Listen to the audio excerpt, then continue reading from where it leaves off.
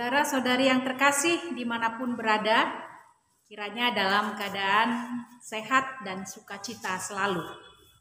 Firman Tuhan yang akan saya sampaikan adalah untuk khotbah Minggu tanggal 19 September 2021. Sebelum saya membacakan teksnya, terlebih dahulu kita bersatu di dalam doa.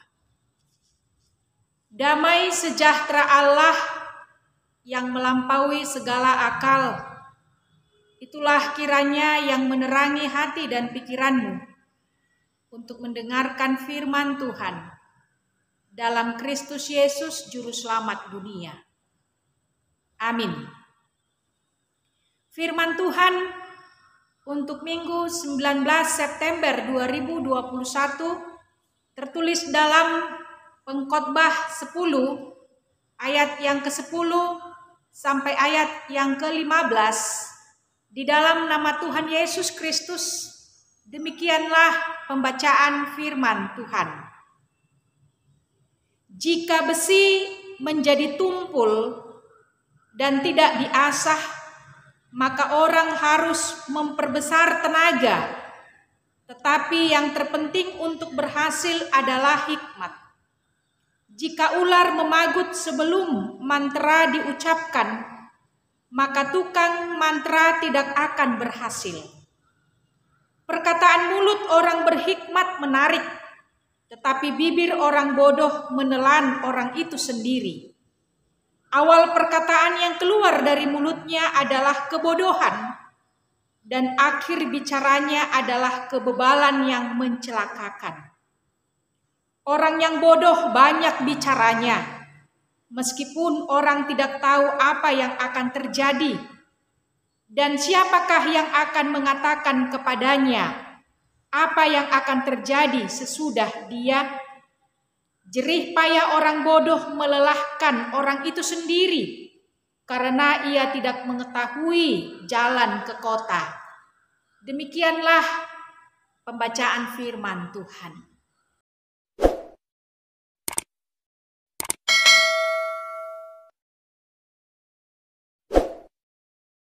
Saudara-saudari yang terkasih, adapun yang menjadi topik daripada khotbah ini adalah hidup dalam didikan Tuhan. Apakah yang dapat dilakukan oleh manusia untuk menemukan makna hidup? Dengan membaca kitab Pengkhotbah, kita menemukan bagaimana pemikirannya tentang makna hidup. Menurut Pengkhotbah, baik orang bodoh maupun orang berhikmat akan mengalami nasib yang sama, yaitu mengalami kematian. Saat manusia mati, baik orang berhikmat maupun orang bodoh, tidak ada lagi yang dibanggakan. Sepintar apapun, sekaya apapun, semua orang bisa mengalami sakit atau kemalangan, atau mengalami persoalan nasib yang sama. Lalu bagaimana kita harus hidup? Tentu mencari yang lebih tinggi, yaitu Allah. Allah yang dapat mengatasi segala sesuatu dan tidak dibatasi oleh kesementaraan ruang dan waktu. Hidup di dunia ini hanya sementara. Ada batasnya, ada masanya. Namun walaupun sementara, harus kita buat hidup ini bernilai tinggi dengan menjalaninya dan menikmatinya sebagai pemberian Allah.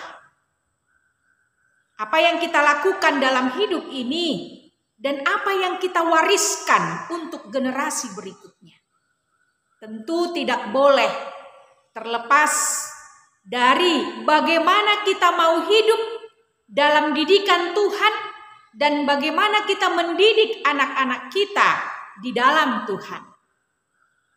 Pendidikan kita yang utama adalah Allah sendiri, sebagaimana ditunjukkan oleh Yesus yang walaupun putra Allah dan guru yang agung, namun masih merasa perlu untuk belajar terus. kisah seorang yang bernama Nasruddin yang disampaikannya. Nasruddin sama sekali tidak bisa main suling. Maka datanglah ia kepada seorang guru suling dan ia bertanya, "Berapa uang kursus untuk belajar suling?" Sang guru menjawab, 100 dinar untuk bulan pertama dan 10 dinar untuk tiap bulan berikutnya. Astaga, mahal sekali, pikir Nasruddin. 100 dinar untuk bulan pertama, padahal bulan kedua hanya 10 dinar. Nasruddin berpikir sejenak, lalu memutuskan, baik, saya mendaftar, tetapi mulai bulan kedua saja. Ini cerita tentang mental jalan pintas. Mental seperti ini ada banyak. Mau menjadi pandai tetapi tidak mau bayar. Mau menjadi pandai tetapi tidak mau belajar. Mental jalan pintas seperti ini adalah gangguan besar dalam proses belajar. Orang mau menjadi pandai tetapi tidak mau berjerih payah, tidak mau berkorban, dan tidak mau menderita. Karena itu, tidak diperlukan banyak hal untuk menjadi bodoh. Seorang anak yang tidak mau berjerih payah, yang tidak mau berjuang, dan tidak mau berkorban, tidak mau menderita, tentu tidak akan bisa pandai. Namun sebaliknya akan tetap menjadi bodoh. Kebodohan terjadi karena seseorang tidak bersedia dituntun oleh hikmat Allah. Menganggap diri lebih baik dari orang lain. Lebih hebat, lebih pintar, lebih istimewa, lebih benar, dan menganggap orang lain bodoh. Orang bodoh tidak dapat berpikir jernih, tidak dapat berkata benar, tidak dapat bertindak bijak. Segala yang dilakukannya hanya perbuatan yang sia-sia, yang dapat merugikan dirinya sendiri dan merugikan orang lain. Bahkan merusak kehormatan dan nama baiknya. Pengkhotbah menyampaikan pemikirannya tentang makna hidup. Ketika Alkitab berbicara tentang kebodohan, maka yang dimaksudkan dengan kebodohan bukan dalam arti intelektual, tingkat pendidikan atau gelar seseorang, tetapi selalu berhubungan dengan pengabaian didikan Tuhan dan tidak takut akan Tuhan. Pengkhotbah menggambarkan kehidupan orang bodoh itu pikirannya tumpul. Itu bisa kita lihat di ayat yang ketiga. Orang bodoh itu seperti besi yang menjadi tumpul dan tidak diasah. Sehingga ia bekerja, menghabiskan banyak tenaganya. Itu bisa kita lihat di ayat yang ke-10. Orang bodoh itu terlalu banyak bicara. Itu bisa kita lihat di ayat 14. Terlalu banyak bicara daripada hasil yang ia pikirkan atau disebut menjadi asbun, asal bunyi. Sehingga ucapan dan perbuatannya tidak sejalan. Orang bodoh tidak menggunakan keterampilan dalam bekerja, sangat lamban melakukan sesuatu pekerjaan sehingga ia mendatangkan bahaya bagi dirinya sendiri. Seperti pembaca mantra yang dipagut ular karena terlambat mantra diucapkan. Kita lihat tadi di ayat yang ke-11. Ketika apa yang disampaikan berbeda jauh dengan apa yang dilakukan, maka ia akan menerima akibatnya. Orang bodoh itu jerih payahnya melelahkan dirinya sendiri karena ia tidak mengetahui jalan ke kota. Dia tidak tahu jalan mana yang harus ia tempuh. Sedangkan untuk menjadi bijak perlu belajar sepanjang umur. Mau memberikan dirinya hidup dalam didikan Tuhan. Orang bijak tentu berkaitan erat dengan praktek atau pola hidup yang berbudi luhur dan juga harus memiliki skills of living, yaitu keahlian menjalankan hidupnya. Hal itu terlihat dari perkataannya. Dikatakan dalam ayat 12 dalam teks ini bahwa perkataan orang berhikmat menarik. Karena itu, potensi apapun yang kita miliki, bagaimanapun cara kita mengatur hidup, biarlah semuanya itu kita lakukan dengan melibatkan Tuhan, agar hidup kita berkenan kepadanya. Sebab semua yang kita lakukan akan kita pertanggungjawabkan kepada Tuhan. Saudara-saudari yang terkasih, hidup ini ibarat sekolah yang terus belajar, mau dididik dan juga harus mendidik. Hidup itu belajar rupa-rupa hal, belajar tahu diri, belajar mengenal diri, belajar untuk mengetahui bagaimana kekuatan kita, belajar kelemahan kita agar kita bisa memperbaikinya, belajar mengenal orang lain, belajar menerima orang lain, belajar berterima kasih, belajar menghadapi kesulitan, belajar bijak agar bisa mengatur waktu, menjaga kesehatan dan bertanggung jawab. Belajar membedakan mana yang baik dan mana yang buruk. Belajar untuk tetap sabar. Belajar memaafkan. Belajar mencari kehendak Tuhan. Belajar melakukan kehendak Tuhan. Seperti doa pemazmur dalam Mazmur 143 ayat 10. Ajarlah aku melakukan kehendak-Mu. Karena itu, hidup itu belajar. Selama Tuhan masih memberi kita hidup, selama itu kita mau belajar, mau dididik di dalam Tuhan. Bisa kita baca dalam Mazmur 119 beberapa kali berdoa, Tuhan, ajarkanlah ketetapan-ketetapan-Mu kepadaku. Saudara-saudari yang terkasih, bijak dan bodoh selalu berkaitan dengan firman Tuhan. Orang yang bijaksana adalah orang yang senantiasa mendengarkan nasihat firman Tuhan dan mau hidup dalam didikan Tuhan. Tentu Allah memanggil kita untuk tidak menjadi orang bodoh, melainkan menjadi bijak, yaitu mendengarkan didikan firman Tuhan.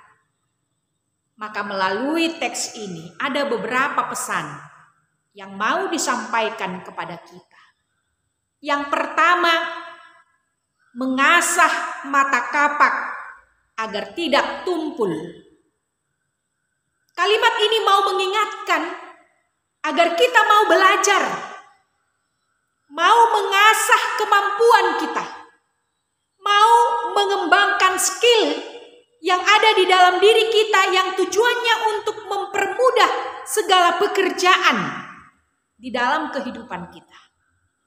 Bahkan lebih dari itu, kita mau hidup dididik di dalam Tuhan.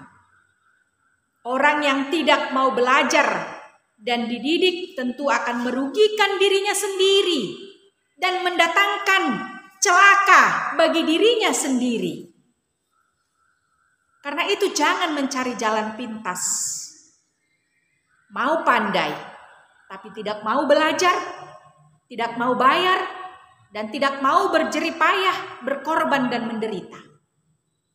Dan pada akhirnya tetap akan menjadi orang yang bodoh. Yang kedua, jangan terlalu banyak bicara, namun tunjukkan dirimu dengan karya yang berguna, sekecil apapun itu. Ada pepatah orang Inggris mengatakan, think big, start small. Pikirkan yang besar, lakukan dari hal yang kecil. Banyak orang yang memiliki impian yang besar, mempunyai ide pikiran yang besar, tetapi tidak mau bangun untuk mewujudkan mimpinya, tetapi tidak mau melakukan ide pikirannya itu. Tentu ini adalah sebuah kebodohan yang tidak akan bisa membawa kita kepada keberhasilan hidup atau membawa kita kepada kebahagiaan untuk menikmati sebagai pemberian Allah. Yang ketiga, jangan pernah malu mengakui kebodohan sendiri untuk mengubahnya. Terkadang memang tidak mudah mengakui kebodohan diri sendiri. Karena itu untuk mengubahnya, kita harus menyadarinya dan mau belajar. Sebab belajar adalah proses di mana orang mengubah pandangan tentang dirinya dan pandangan tentang lingkungannya. Maka izinkanlah Tuhan memakai kebodohan kita untuk membentuk dan mendidik kita dengan rela menerima hajarannya dan mengizinkannya berkarya di dalam diri kita. Yang keempat dan yang terakhir, hidup ini singkat dan sementara, maka mari menikmatinya sebagai pemberian Allah. Walau hidup ini sementara, maka lakukan yang bermanfaat di waktu yang sementara itu.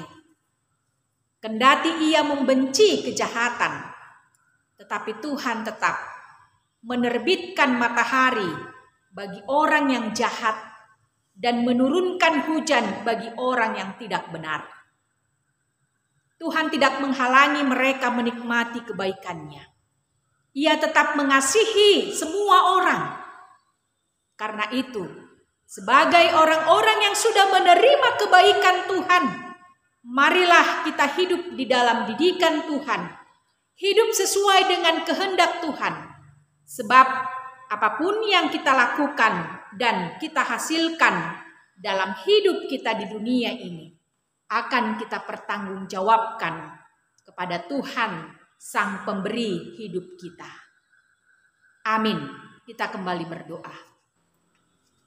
Ya Tuhan Yesus, kami sungguh bersyukur kepadamu karena Engkau selalu memakai segala sesuatu untuk mendidik dan mendewasakan kami. Berilah kami hikmat, supaya kami mengerti apa yang sesungguhnya ingin Engkau ajarkan kepada kami. Kuatkanlah hati kami selalu ya Tuhan, untuk menjalani kehidupan ini yang kadangkala sulit. Tuntunlah kami, agar kami tidak hidup di dalam kubangan kebodohan tersebut. Di dalam nama Tuhan Yesus Kristus kami berdoa. Amin.